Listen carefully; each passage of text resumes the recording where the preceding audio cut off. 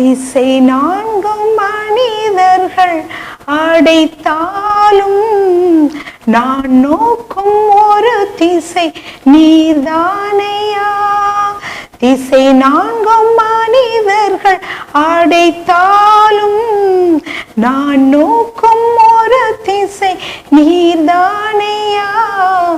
எனக்காகவே வானங்களை எப்பொழுதும் திறப்பவரே, தடையான பாதையிலும் மேலானதே தருபவரே.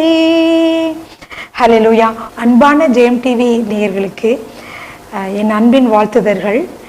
வேதமே என் மனமகிழ்ச்சி என்ற இந்த புதிய நிகழ்ச்சியின் மூலமாக உங்களை சந்திப்பதில் பெருமகிழ்ச்சி அடைகிறேன்.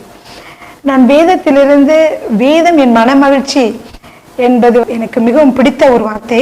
ஏன்னா கர்த்தருடைய வேதம் தான் நமக்கு எல்லா காரியங்களிலிருந்தும் நமக்கு ஒரு விடுதலை அளிக்கக்கூடியதாக இருக்கிறது. உங்கள் மத்தியிலே நான் இந்த செய்திகளை பகிர்ந்தளிக்க வந்திருக்கிறேன் என்றால் அது கர்த்தருடைய பெரிதான கிருபை. பிரியமானவர்களே, நாம் எத்தனையோ தடவை கர்த்தர் கொடுத்த வார்த்தைகளை நான் சொல்ல வேண்டும் என்று நினைத்திருந்தாலும் அது என்னோட ஆலயத்தில் நான் சொல்லிட்டே இருந்தா கூட நிறைய நேரங்களில் தடைகள் இருந்திருக்கு. ஆனால் ஆண்டவர் இந்த தடைகளெல்லாம் முறியடித்து இந்த ஜீவின் வழியாக உங்களை சந்திப்பதிலே நான் பெருமகிழ்ச்சி அடைகிறேன். ஹல்லேலூயா. கர்த்தரை தன் சொந்த தெய்வமாக கொண்ட ஜனம் பாக்கியம் உள்ளது என்று நம் வேதத்திலே வாசிக்கிறோம். ஹல்லேலூயா. பாக்கியம் என்றால் நீங்க பாருங்க, blessed people. இந்த உலகத்துல பாத்தீங்கன்னா நிறைய மக்களை நீங்க பாக்குறீங்க. எல்லாருமே விரும்புவது ஆசீர்வாதம் தான். நான் பிளஸ்ஸிங்கா இருக்கணும், நான் ஆசீர்வாதமா இருக்கணும், நான் ஐஸ்வர்யம் உடையவனா இருக்கணும், நான் சமாதானமா இருக்கணும், நான் சந்தோஷமா இருக்கணும், நான் மேலானவனா இருக்கணும், எல்லா விஷயத்திலும் நான் பெஸ்டா இருக்கணும் அப்படின்னு சொல்லி நம்ம விரும்புகிறோம். எல்லாருமே நீங்க பாத்தீங்கன்னா அவங்க விரும்புவது ஆசீர்வாதம் தான். ஒருத்தர் கூட எனக்கு ஆசீர்வாதம் வேண்டாம், நான் இப்படியே இருக்கிறேன் அல்லது இதோட தாழ்மையா இருக்கிறேன், இதோட தாழ்ந்து போக விரும்புறேன்னு யாருமே சொல்ல மாட்டாங்க. ஏன்னா உலகத்துல அவ்வளவாக கஷ்டங்களும் நஷ்டங்களும் வறுமையும் நிறைந்து கிடைக்கிற இந்த உலகமாக இருக்கிறது. ஆனா இந்த வசனத்தை பாத்தீங்கன்னா கர்த்தரை தன் தெய்வமாக கொண்ட ஜனம் பாக்கியம் உள்ளது. எவ்வளவு ஒரு அருமையான வார்த்தை பாத்தீங்களா? இந்த வார்த்தை நீங்க எங்கேயுமே நீங்க எந்த வேத மற்ற புத்தகங்களே நீங்க காண முடியாது. என்ன அதோட அர்த்தம்னா, கர்த்தாதி கர்த்தரை ஒரு தெய்வமாக கொண்ட ஒரு ஜனமாக இருந்தால் அதுவே பாக்கியம் உள்ளது என்று. ஹல்லேலூயா. இந்த நாளிலே உங்களுக்கு அது எப்படி நடக்கும், எப்படி அது பாக்கியம் உள்ளதுன்னு சொல்றீங்க அப்படின்னு நீங்க நிறைய பேர் நினைச்சிட்டு இருக்கலாம். நான் அதுதான் இந்த நாள்ல உங்கள் மத்தியிலே சொல்ல விரும்புகிறேன். எல்லாரும் எடுத்துக்கொள்ளலாமா? சங்கீதம் 1வது அதிகாரம் 1-3 வசனங்கள் இப்பொழுது வாசிக்கலாமா? துன்மார்க்கருடைய ஆலோசனையில் நடவாமலும் பாவிகளுடைய வழியில் நில்லாமலும் பரியாசக்காரர் உட்காரும் இடத்தில் உட்காராமலும் கர்த்தருடைய வேதத்தில் பிரியமாயிருந்து இரவும் பகலும் அவருடைய வேதத்திலே தியானமாய் இருக்கிற மனுஷன் பாக்கியவான். அவன் நீர்க்கால்களின் ஓரமாய் நடப்பட்டு தன் காலத்தில் தன் கனியை தந்து இலை உதிராதிருக்கிற மரத்தை போல் இருப்பான். அவன் செய்வது எல்லாம் வாய்க்கும். ஹல்லேலூயா. வேதத்தை வாசித்தியா அப்படின்னு சொல்லி அம்மா சொல்லும் போது பயந்து வாசிக்கிறதும், மனைவி கணவர்கிட்ட எங்க நீங்க பைபிள் வாசித்துட்டீங்களா அப்படின்னு கேட்டதுக்கு அப்புறம் வாசிக்கிறது, அல்லது கணவர் சொல்றாங்க என்ன மனைவி பைபிள் வாசித்தியா அப்படின்னு சொல்லி சொல்லி சொல்லி அடுத்தவங்க சொல்லி சொல்லி ஐயோ வாசிக்கணுமே அப்படின்ற ஒரு கடமைக்காக நம்ம வாசிக்கிறோமா? அப்படி இல்லை. இந்த வேதத்துல போட்டிருக்குது என்னன்னா, கர்த்தருடைய வேதத்தில் பிரியமாயிருந்து. ஹல்லேலூயா. அது ரொம்ப இம்பார்ட்டன்ட். நம்ம வாசிக்கும் போது ஒரு கடமைக்காக இன்னைக்கு 2 அதிகாரம் வாசிக்கணும். ஐயோ டைம் ஆச்சு. அப்ப நீங்க உங்களுக்கு எதுவுமே அது வாசிக்கிறது மனசுல தங்கவே தங்காது. ஆனா அதோட பிரியமா இருந்து ஒரு 10 மினிட்ஸ் நான் வேதம் வாசிக்க போறேன்னா கூட நீங்க பிரியமா இருந்து அமைதியா அதை வாசித்தீங்கன்னா அது கர்த்தருக்கு எப்படி இருக்குதா, மிகவும் மகிழ்ச்சி உள்ளதா இருக்குதா. ஆண்டு ஒரு சாட்சி சொல்றேன். என்னோட மகள் ஒரு 12 வயசுல இருந்து ஒரு 15 வயசு வரைக்கும் கொஞ்சம் சுகவீனமா இருந்தாங்க. அந்த நாட்கள்ல அவ பக்கத்துல நான் தான் படுத்துட்டு நைட்ல தூங்க வருவேன், ஊழியத்துக்குலாம் போயிட்டு வருவோம். அப்ப படுக்க வருமா அவ சொன்னா, அம்மா ரொம்ப அழுதுட்டே இருந்தா, கலங்கிருந்தா. ஏன்னு கேட்டேன். இல்லம்மா, ஆண்டவர் என்னை உண்மையிலேயே என்னை நேசிக்கலாமா, என்னை ஆண்டவர் நேசிக்கலாமா? எப்படி ஆண்டவர் நேசிக்கலன்னு தெரியும்? உன்னை நேசிக்கிறார் கிறிஸ்டி. ஆண்டவர் இல்லம்மா, நான் என் கூட ஆண்டவர் பேசவே மாட்டேங்கிறாரு.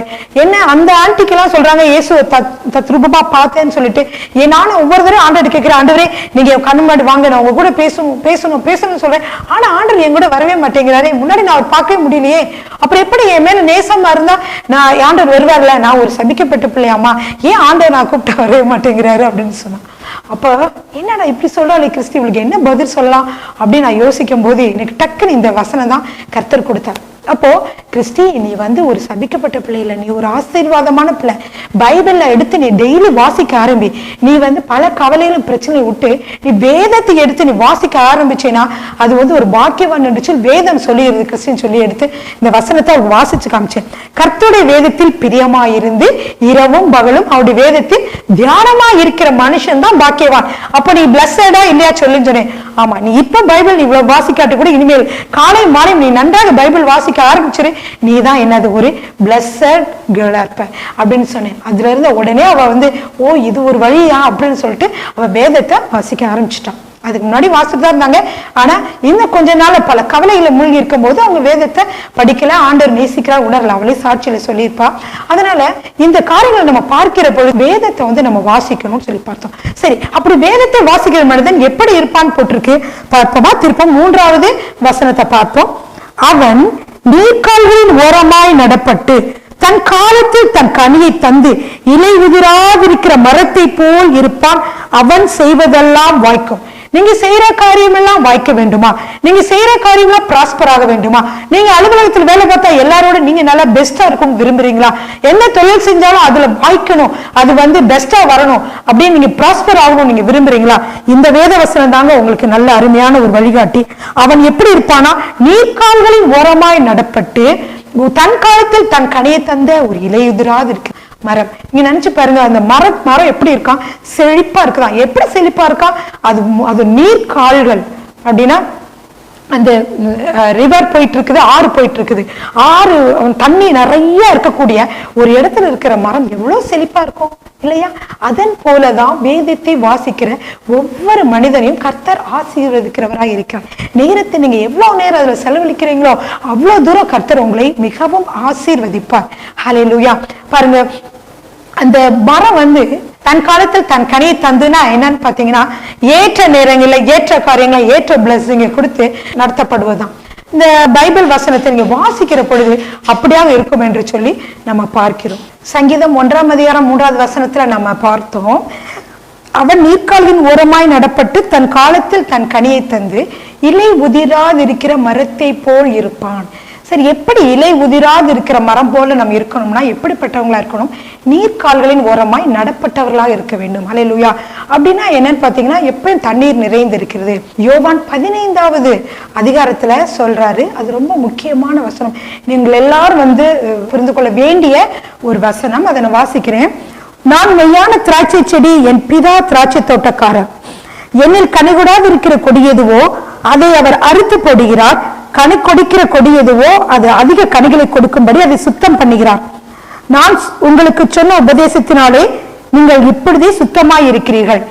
என்னில் நிலைத்திருங்கள், நானும் உங்களில் நிலைத்திருப்பேன். கொடியானது திராட்சை செடியில் நிலைத்திராவிட்டால் அது தானாய் கனி கொடுக்க மாட்டாதது போல நீங்களும் என்னில் நிலைத்திராவிட்டால் கனி கொடுக்க மாட்டீர்கள். நானே திராட்சை செடி, நீங்கள் கொடிகள். ஒருவன் என்னிலும் நான் அவனிலும் நிலைத்திருந்தால் அவன் மிகுந்த கனிகளை கொடுப்பான். என்னை அல்லாமல் உங்களால் ஒன்றும் செய்யக்கூடாது. ஹல்லேலூயா. எவ்வளவு அருமையான ஒரு வசனம். 7வது வசனத்தையும் பாருங்க. நீங்கள் என்னிலும் என் வார்த்தைகள் உங்களிலும் நிலைத்திருந்தால் நீங்கள் கேட்டுக்கொள்வது எதுவோ அது உங்களுக்கு செய்யப்படும். அப்போ அதிகமான கனிகளை நாம் கொடுக்க வேண்டும் என்றால் என்ன செய்யணும்னு சொல்லி இதுல பார்த்தோம். ஏசப்பா சொல்றாரு, ஒருவன் என்னிலும் நான் அவனிலும் நிலைத்திருந்தால் அவன் மிகுந்த கனிகளை கொடுப்பான். அப்போ இயேசு கிறிஸ்துல நிலைத்திருக்கிறதுனா என்னங்க? அவர்கிட்ட நம்ம நிலைத்திருக்கணும்னு சொல்றதா? இல்ல. நிலைத்திருக்கிறதுனா என்னன்னா அவருடைய வார்த்தைகளை நம்ம கை கொள்றதான், அவருடைய வார்த்தையின்படி நடக்கிறதான் நிலைத்திருப்பது என்பது ஆகும். அந்த நிலைத்திருக்கிற பொழுது நம்ம என்ன செய்கிறோம்? அதிக கனிகளை கொடுக்கிறோம். அது மட்டும் இல்ல, ஆண்டவர் சொல்றாரு, நீங்கள் கேட்டுக்கொள்வது எதுவோ அது உங்களுக்கு செய்யப்படும். அப்புறம் எப்படி நமக்கு ஆசீர்வாதம் இல்லாம இருக்கும் சொல்லுங்க? நம்ம கேட்கறதெல்லாம் அவர் செய்யறாரா, நம்ம விரும்புறதெல்லாம் கொடுக்கிறாரா? அப்ப என்ன ஆகும்? ஒரு ஆசீர்வாதமான வாழ்க்கை தான். அப்படிப்பட்ட ஒரு ஆசீர்வாதமான வாழ்க்கை நாம் வாழ வேண்டும் என்றால் நாம் இயேசு கிறிஸ்து சொல்லி இருக்கிறார், ஒருவன் என்னிலும் நான் அவனிலும் நிலைத்திருக்க வேண்டும். என்னை அல்லாமல் உங்களால் ஒன்றும் செய்யக்கூடாது. அப்போ நம்ம இதை செய்யணுமே, அதை செய்யணுமே, அப்படி செய்யணுமே, இப்படி செய்யணுமே, பல காரியங்களை நீங்களா மனதில் போட்டு குழப்பிக் கொண்டிருக்கலாம். அல்லது உங்களுடைய நண்பர்களுக்கு உடனே இந்த காரியத்துல இந்த கடன் பிரச்சனை இருக்கே, இந்த காரியத்துக்கு நான் என்ன செய்வது என்று சொல்லி நீங்க உடனே போன் அடிச்சு உங்களுடைய நண்பர்களோட பேசலாம். இதை எப்படி சமாளிக்கிறதுன்னு சொல்லிட்டு உங்க கணவன் மனைவி 2 பேரும் டிஸ்கஸ் பண்ணலாம். நீங்க எவ்வளவோ செஞ்சிருக்கலாம். ஆனா ஒண்ணு நீங்க செய்ய மறந்துடுவீங்க. என்னன்னா உடனே நீங்க ஆண்டவர்கிட்ட அதை எடுத்துட்டு போகணும். அப்போ நம்ம எதை பத்தி கவலைப்பட வேண்டியதில்லை. நம்ம நல்லா வார்த்தை கத்துட்டு வார்த்தையை வாசித்து அதை தியானம் பண்ணி அதுல என்ன சொல்லப்பட்டிருக்கு என்பது உணர்ந்து அதை நம்ம வாழ்க்கையில கடைபிடிச்சிட்டு வந்தோம்னா நம்ம எது ஜெபித்தாலும் ஆண்டவர் கேட்கிறார். ஏன்னா ஜெபத்திற்கு எது தடை அப்படிங்கிறதும் பைபிள் தான் போட்டிருக்கு. அதை பார்த்து நீங்க கண்டுபிடிச்சிருவீங்க. என் ஜெபம் ஏன் கேட்கப்படல அப்படின்னு நீங்க நினைச்சீங்கனாலும் அதுவும் வேதத்தின் வழியா தான் அதுக்கு பதில் இருக்கு. என் ஜெபத்தை கேட்கப்பட வேண்டும் என்றால் நான் என்ன செய்யணும் அப்படின்னு நீங்க நினைச்சாலுமே அதுவும் வேதத்துல தான் போட்டிருக்கு. அதனால நீங்க வேதத்தை வாசிக்கிற பொழுது நீங்க பல காரியங்களை பெற்றுக்கொள்ள முடியும், பல ஆசீர்வாதங்களை பெற்றுக்கொள்ள முடியும். பிரியமானவர்களே, நீங்க எப்ப எழுதுமே ஒரு கொஞ்ச நேரம் நீங்க செலவழிச்சா கூட நீங்க பைபிளை வாசிக்க முடியும். முந்தியெல்லாம் 1 அதிகாரம் 2 அதிகாரம் 2 அதிகாரம் 2 அதிகாரம் வாசிங்கன்னு சொல்லிட்டே இருப்பாங்க. நீங்க அப்படிலாம் வாசிக்காதீங்க. தொடர்ச்சியா ஒரு 10 அதிகாரம் கூட வாசித்துருங்களேன். எவ்வளவு நேரம் செலவாயிரும். ஒரு அதிகாரத்துக்கு நீங்க வாசிக்கும் போது பாத்தீங்கன்னா 1 நிமிடம் 2 நிமிடம் இவ்வளவுதான் ஆகும். அப்ப நீங்க அதிகமான நீங்க வார்த்தைகளை நீங்க வாசிக்க வாசிக்க வாசிக்க நீங்க அதுல இருக்கிற பொருளை புரிஞ்சுக்குவீங்க. எப்படி நடக்கணும் என்ற ஞானத்தை நீங்க பெற்றுக்கொள்ள முடியும்.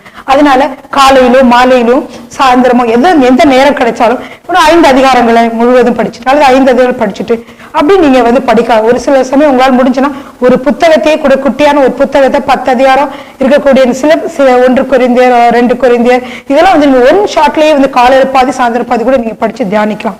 அல்லது நீங்க உங்களால முடியலன்னா 2 அதிகாரம் கூட நீங்க படிச்சு தியானிக்கலாம். ஏன்னா கர்த்தருடைய வேதத்துல நீங்க எவ்வளவு நேரத்தை செலவழிக்கிறீங்களோ அவ்வளவுக்கு அளவுக்கு உங்களுக்கு மிகவும் நல்லது. பாருங்க, எனக்கு ஒரு பாஸ்டர் ஒரு சபையில பிரசங்கம் பண்ணிட்டு இருந்தார். அவர் சொன்ன ஒரு வார்த்தை எனக்கு மிகவும் பிடிச்சிருந்துச்சு. அவர் என்னன்னா, அவர் ஸ்ரீலங்கா நாட்டிலேயே அவர் எப்படிப்பட்டவர்னா பெரிய சபையை நடத்துகிற ஒரு போதகர். அவர் பிரசங்கத்தை கொடுத்துட்டு இருந்தார். அவர் பிரசங்கத்தை கொடுக்கும் பொழுது அவர் என்ன சொன்னார்னா, அவர் சொன்னாரு வேதம் மிகவும் முக்கியம் சொல்லிட்டு காலையில எழுந்த உடனே நான் என்ன செய்வேன்னா உடனே ரெடி ஆகிட்டு பைபிளை திறந்து பைபிள் தான் படிப்பேன். வாட்ஸ்அப் பாக்குறதோ ஃபேஸ்புக் பாக்குறதோ, நம்ம வாட்ஸ்அப்பை எடுத்து ஒருத்தவங்க பதில் எழுதலாம், குட் மார்னிங் எழுதலாம், ஏதாவது சொல்லலாம் நீங்க நினைப்பீங்க. அதுக்குள்ள உங்களுக்கு பதில பார்த்து அதுக்கு பதில் சொல்ல வேண்டுமே என்று நேரம் கடந்து விடும். நம்ம பேசலாம், நண்பர்களோட தவறு இல்லை. ஆனா முதலாவது நீங்க வேதத்தை எடுத்து வாசிட்டீங்கன்னா சாலிடா அதுல ஒரு 5 நிமிடமோ 10 நிமிடமோ 15 நிமிடமோ நீங்க ஒரு வேதத்துல நீங்க டயத்தை செலவழிக்க முடியும். மேபி நீங்க 2 அதிகாரம் 3 அதிகாரம் வாசிக்கிறவங்களா இருந்தா கூட நீங்க 10 நிமிடத்துல நீங்க வாசித்து முடிச்சிடலாம். அப்படி முடிச்சுட்டு நீங்க அதுக்கப்புறம் என்ன செய்யலாம், உங்களுடைய மற்ற காரியங்களை பார்க்கலாம். இல்லாட்டினா நீ ஜெபிக்கவோ பைபிள் வாசிக்கவோ நேரம் இல்லாதபடிக்கு ஒரு நெருக்குதல் உங்களுக்கு வந்துடும். அது எல்லாருக்குமே அந்த நெருக்குதல் வந்துடும். அதனாலதான் இந்த போதகர் சொன்னாரு, காலையில எழுந்த உடனே போய் என்னோட ரூம்ல போய் 10 அதிகாரத்தை நான் வாசிப்பேன், மதியானம் ஒரு 10 அதிகாரத்தை வாசிப்பேன், அப்புறம் நைட்டும் ஒரு 10 அவர் பாஸ்டர் ஃப்ரீயா தான் இருப்பாரு, அதனால அவர் வாசிக்கிறாரு. வேலையெல்லாம் இல்லாம வேலைக்கெல்லாம் போல இல்லையா, அப்போ சாயந்தரம் 10 அதிகாரம் வாசிப்பாராம். இப்படிதான் அதிகாரத்தையும் வாசிப்பாராம். ஏன்னா ஆண்டவரே உங்களுடைய வசனம் சொல்றது, உங்களுடைய வசனத்தை நான் வாசிக்க வாசிக்க எனக்கு ப்ராஸ்பெரிட்டி ஆகும், என்னுடைய சபை பெருகும், என்னுடைய சபை ஆத்துமாக்கள்லாம் பெருகுவாங்க, நான் அப்படி விசுவாசிக்கிறேன் ஆண்டவரேன்னு சொல்லி அப்படியே வாசித்துட்டே வந்தாராம். அவருடைய சபை இப்ப மிகவும் பெரிய சபை ஆயிட்டு, பெரிய பெரிய மினிஸ்டர்ஸ் எல்லாம் அங்க மெம்பரா இருக்கிறாங்களாம். அவ்வளோ பெரிய சபை அந்த சபை ஆயிட்டுது.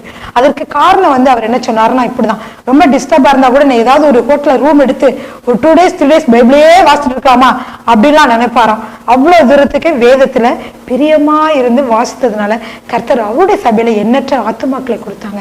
அதே போல உங்களுடைய வாழ்க்கையிலும் நீங்க ஏதாவது குறைவுகளோட இருக்கலாம். அப்படி இருந்தா கூட என்ன செய்யுங்க, வேதத்தை வாசிங்க. வேதத்தை வாசிக்கிறதோட முக்கியத்துவம் பல சாட்சிகள் இருக்குது. இதுல இன்னொரு சாட்சி என்னன்னா, எனக்கு தெரிஞ்ச ஒரு பாஸ்டர் தான், அவர் எங்களுடைய சபையில ஷேர் பண்ணிட்டு இருந்தார். அப்ப அவர் சொன்னது என்னன்னா, அவருடைய மகன் ஏதோ அடிபட்டு தலையில அடிபட்ட ஒரு காரணத்தினாலேயோ மூளையில பாதிக்கப்பட்டிருந்தனால அவர் கைகால் ஒரு மாதிரி ஆகி படுத்த படுக்கையாவே இருந்தாராம். படுத்த கைகாலில் செயல்பட முடியல, மூளையில எந்த இடம் பாதிக்கப்பட்டுச்சுன்னு தெரியல, கைகால்கள்லாம் செயல்படும் போது படுத்த படுக்கையாவே இருந்தாராம். அப்ப அவர் ஆஸ்பத்திரி கூட்டி போய் பார்க்கும் போது ஏதோ கட்டி இருக்கு என்னென்னமோ சொன்னாங்களாம். ஆனா இவன் என்ன காரணம்னு தெரியல, அவர் படுத்த படிக்கவே இருந்தார். ஆனா இவர் என்ன செய்தார்னா, இந்த மாதிரி இருக்கிற சூழ்நிலை என்ன மாற்றம்னு சொல்லி நினைச்சிட்டு இருக்கும்போது ஆண்டவர் சொன்னாராம்ப்பா, இதை பத்தி நீ கவலைப்படாத, நீ வேதத்தை எடுத்து வாசி. ஐயோ என்னோட மகன் நடப்பானா நடக்க மாட்டானா இப்படி இருக்கிறானே அப்படின்னு ரொம்ப கவலையோடு இருக்கும்போது அந்த கவலையெல்லாம் அந்த பக்கம் வச்சுட்டு நீ வேதத்தை எடுத்து வாசி. அவர் ஒரு ரூம்ல போய் கவலை அழுக பாரம், இந்த மகன் எப்படி சுகமாவனை எந்திரிக்க முடியல நடக்க முடியல என்ன நிலைமையா போதோ தெரியல அப்படின்னு நினைச்சிட்டு இருந்தவர் போய் வேதத்தை வாசிக்க ஆரம்பிச்சார். வேதத்தை ரொம்ப நேரம் வாசிப்பார், 1/2 மணி நேரம் 1 மணி நேரம் அப்படி ரூம்ல உட்காந்து எவ்வளவு நேரம் தான் வாசித்தாரோ தெரியாது. கொஞ்சம் கொஞ்சமா மகன் வந்து எந்திரிச்சு உட்கார்ந்தாரு, அப்படி கொஞ்சம் கொஞ்சமா நடக்க ஆரம்பிச்சாரு, அப்புறம் வந்து கொஞ்சமா பேச ஆரம்பிச்சாரு. இப்படி வந்து 1 மாதத்துக்குள்ளாகவே பல விதமான மாற்றங்கள் ஏற்பட்டது. ஹல்லேலூயா. எனவே கர்த்தருடைய வேதமே நமக்கு மன மகிழ்ச்சியாக இருக்கிறது.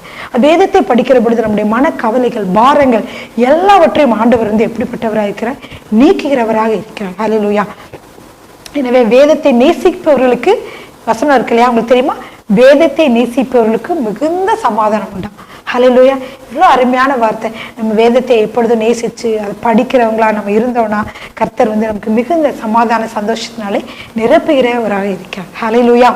அடுத்ததாக நீங்க பாருங்க, ஆண்டவர் சொல்றாரு யோவான் 15வது அதிகாரம் 3வது வசனத்துல பாத்தீங்கன்னா, என்னுடைய உபதேசத்தினாலே நீங்கள் சுத்தமானீர்கள் அப்படின்னு சொல்லி போட்டிருக்காரு.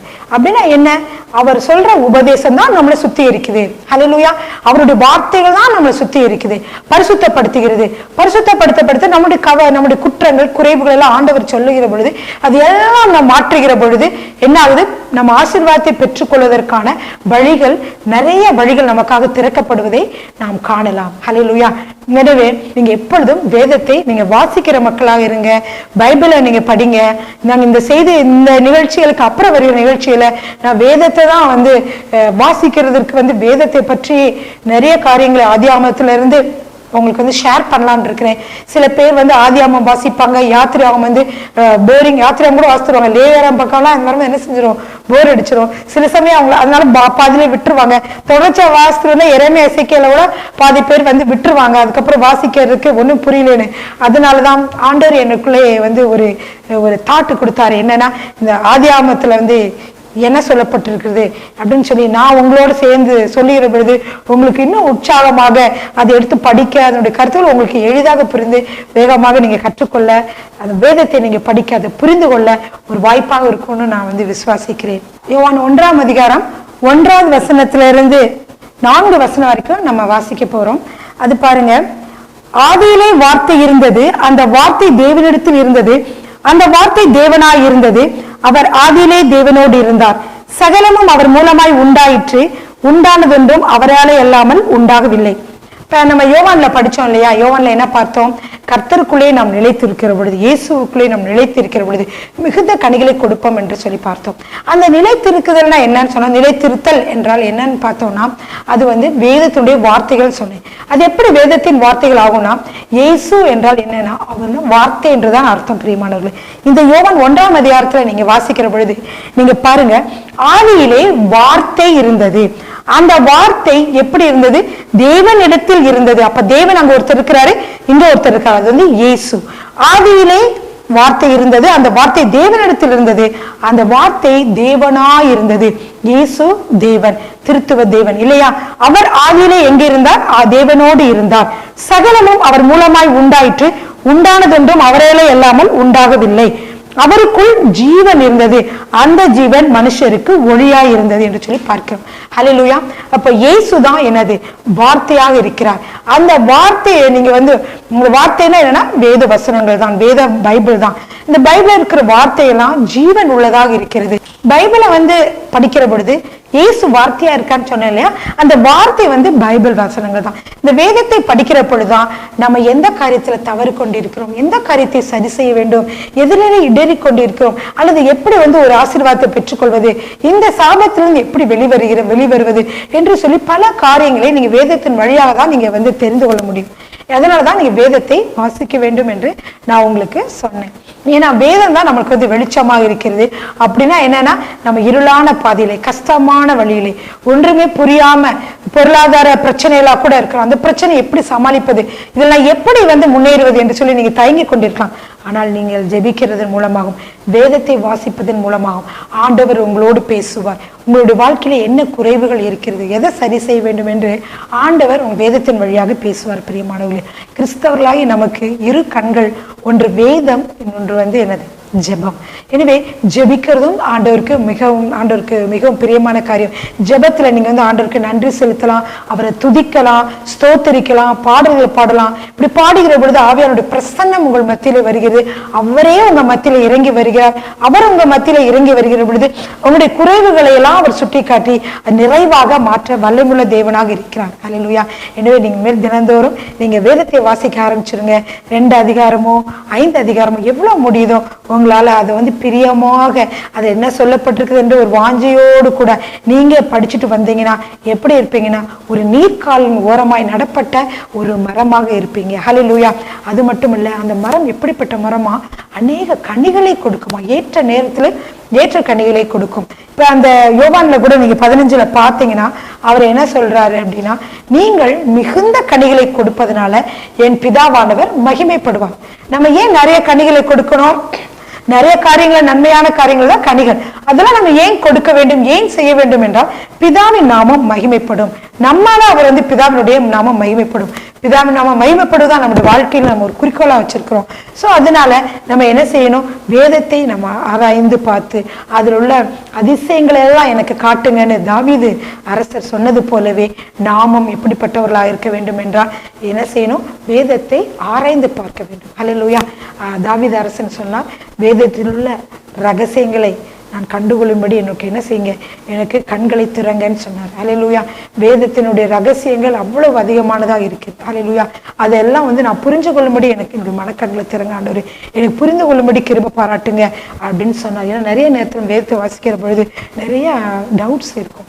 அதெல்லாம் ஆண்டவர்கிட்ட ஜெபத்துல கேட்கும் பொழுது அவர் என்ன செய்கிறார், உங்களுடைய எல்லா சந்தேகங்களையும் மாற்றுகிறவராக இருக்கிறார். ஹல்லேலூயா. இந்த வெளியில நம் கண்களை மூடி நாம் தேவனை நோக்கி பார்ப்போமா? எங்களை நேசிக்கிற நல்ல தேவாதி தேவனே, இந்த அருமையான வேளையிலும் ஆண்டவரே நாங்கள் நோக்கி பார்க்கிறோம். ஆண்டவரே, வேதத்தினுடைய ஆண்டவரே ரகசியங்களை அறிந்து கொள்ளும்படியாக ஆண்டவரே நாங்கள் இந்த வேளையிலே நாங்கள் வந்திருந்தோம். எங்களுக்கு கண்களை திறந்தீர் ஆண்டவரே. நாங்கள் ஆண்டவரே பொருளாதாரத்தை பெற்றுக்கொள்வது, ஆசீர்வதிக்கப்படுவது, ஆண்டவரே சமாதான சந்தோஷத்தை பெற்றுக்கொள்வது எப்படி என்று பல வேளைகளை நாங்கள் குழப்பத்தோடு கூட இருந்தோம் ஆண்டவரே. ஆனால் உம்முடைய வார்த்தை ஆண்டவரே நாங்கள் வாசிக்கிற பொழுது ஆண்டவரே, நீர்க்கால்களின் உரமாய் நடப்பட்டு தன் காலத்தில் தன் கனியை தந்து இலையுதிராது இருக்கிற மரத்தை போல நாங்கள் மாறுவோம். அது மட்டுமல்ல, நாங்கள் செய்வது எல்லாம் வாய்க்கும், நாங்கள் செய்வது எல்லாம் வாய்க்கும் என்று சொல்லியிருக்கிற ஆண்டவரே, இந்த வேளையில ஆண்டவரே இந்த டிவி ஆண்டவரே மூலமாக ஆண்டவரே பார்த்து கொண்டிருக்கிற, ஜெபித்து கொண்டிருக்கிற ஒவ்வொரு மக்களையும் நீர் ஆண்டவரே தொடுவீராக. ஆண்டவரே அப்பா ஸ்தோத்திரம். அவர்கள் செய்கிற காரியங்கள் அனைத்தும் வாய்க்க செய்வீராக. வேதத்தை அவர்கள் வாசிக்கிற பொழுது ஆண்டவரே உண்டான தடைகள் இயேசுவின் நாமத்தில் மாறட்டும் ஆண்டவரே. வேதத்தை வாசிக்கிற பொழுது சாத்தான் கொண்டு வருகிற பொல்லாத திட்டங்கள் ஆண்டவரே அவரை அதை மறக்க வைக்கிறது, வேறு பிஸியான ஆட்களால் மாற்றுவது, இதெல்லாம் இயேசுவின் நாமத்திலே மாறட்டும் ஆண்டவரே. அப்பா நாங்கள் உங்களை தேடுவதே எங்களுக்கு பாக்கியம். உங்களை தேடுகிற பொழுது எங்களுக்கு பாக்கியமும் உள்ளவர்களாக நாங்கள் மாறுகிறோம் ஆண்டவரே. இதற்காக நாங்கள் நன்றி செலுத்துகிறோம் ஆண்டவரே. அப்பா இந்த டிவி நிகழ்ச்சியின் மூலமாக ஆண்டவர் இந்த மக்களை நீங்க ஆசீர்வதித்துக் கொண்டிருப்பதற்காக நன்றி. அவருடைய தேவைகளை நீங்கள் மாற்றிக்கொண்டிருப்பதற்காக நன்றி. சமாதான சந்தோஷம் அவர்கள் நிரப்புவதற்காக நன்றி ஆண்டவரே.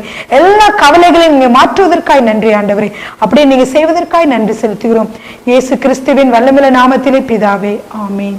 இவ்வளவு நேரம் இந்த அருமையான செய்தியை பார்த்து கொண்டிருந்த நேயர்களுக்கு எதுவும் உங்களுக்கு வாழ்க்கையில அற்புதங்கள் நடந்திருந்தால் அல்லது எதுவும் நீங்க எங்களோட தொடர்பு கொள்ள வேண்டும் என்று விரும்பினால் திரையிலே காணப்படுகிற இந்த ஃபோன் நம்பருக்கு நீங்க எங்களை அழைக்கலாம். நாங்கள் உங்களுக்காக உங்கள் ஜெப தேவைகள் இருந்தாலும் அதற்காக ஜெபிக்க தயாராக இருக்கிறோம். அல்லது எதுவும் அற்புதங்கள் நீங்கள் பெற்றிருந்தாலும் எங்களோடு கூட பகிர்ந்து கொள்ளலாம்.